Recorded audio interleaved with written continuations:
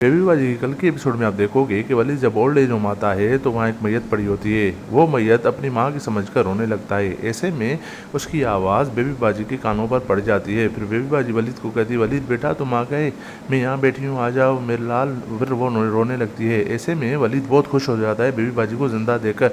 वो वहाँ जाकर बेबी बाजी के गले मिलाकर रोने लगता है। वलीद रोकर बेबी बाजी से कहता है कि अम्मी मुझे माफ़ कर दीजिएगा, मुझे आपको इन भाइयों के पास नहीं छोड़कर जाना चाहिए था।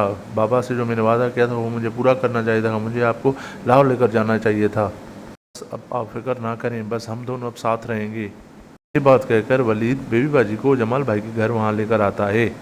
फ़रायत अपने घर में वासिफ की तबीयत को लेकर परेशान सी बैठी होती है और उसे ये भी डर होता है कि अगर कोर्ट का डिसीजन इनके फेवर में नहीं आया तो ये तो हमारी छत भी चली जाएगी।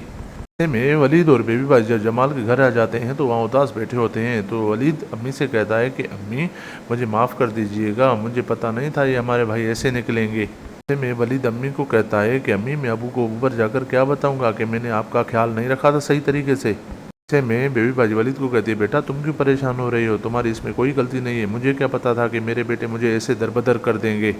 बेबी बाजी और वलीद को यह भी पता चलता है कि नसीर का एक लड़की के साथ अफेयर चल रहा है और वो जल्दी उससे शादी करने वाला है। तो ऐसे में वलीद और बेबी बाजी वहाँ परेशान बैठे सोच रहे होते हैं तो कि बेचारी अस्मा भाभी का क्या होगा। उधर अस्मा और नसीर का आपस में झगड़ा हो जाता है और अस्मा कहती है, मुझे खुला चाहिए, मैं तुम्हारे साथ नहीं रहना चाहती, तुम जाओ जाकर रहो अपनी रक्षी के साथ। ऐसे में नसीर कहता है, तुमने जो मुझे कोर्ट से नोटिस दिलवाया है मैं इस केस को इतना लंबा करवा दूंगा कि तुम पेशियाँ भुगतती रह जाओगी। तो ऐसे में अस्मा कहती है, वैसे भी मैंने सारी उम्र तुम्हारी पेशियाँ भुगती हैं, आगे भी भुगतूंगी। तो ये कहकर अस्मा अपना सामान और अपने बेटे को घर से लेकर जमाल भाई के घर चली जाती है।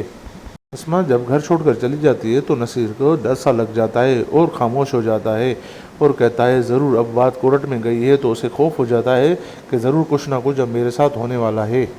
फिर नसीर सीधा रक्षी के घर चला जाता है और उनके लिए जेवरात भी लेकर जाता है। जेवरात देकर रक्षी और उसकी माँ खुश हो जाते हैं और नसीर यह भी बताता है कि अस्मा अब घर छोड़कर चली गई है, अब देखना मैं केस को इतना लंबा करूँगा कि वो पेशियाँ ही भुगती रहेगी।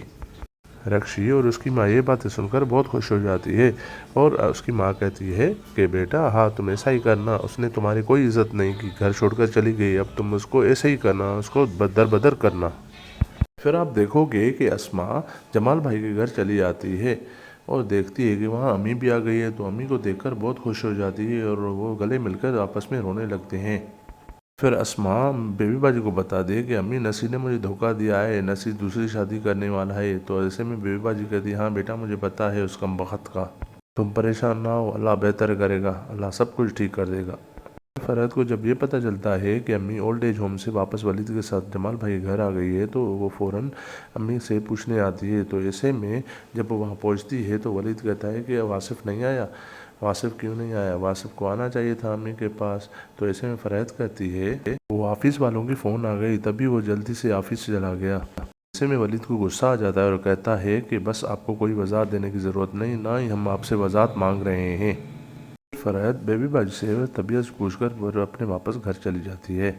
फिर बेबी बाजी और वलीद और अस्मा जब साथ में बैठे होते हैं तो बेबी बाजी कहती है कि जमाल ने तो जिद पकड़ी हुई है कि अजरा को वापस नहीं लेकर आएगा। तो ऐसे में वलीद बेबी बाजी को गुस्से में कहता है कि उसको लेकर वापस आना भी नहीं चाहिए क्योंकि उसने आप पर बहुत जुल्म ढा दिए। जमाल जब घर चला आता है तो अस्मा को देखता है कि अस्मा भी बैठी हुई है। तो अस्मा को कहता है, मुझे नसीर का सब कुछ पता है, तुम इस घर का हिस्सा हो, तुम नसीर के साथ रहो या ना रहो इससे हमें कोई गर्ज नहीं, तुम इस घर का हिस्सा रही हो और तुम हमारे ख़ानदान का हिस्सा रहोगी, तुम इसलिए परेशान ना हो, ये घर तुम्हारा भी है।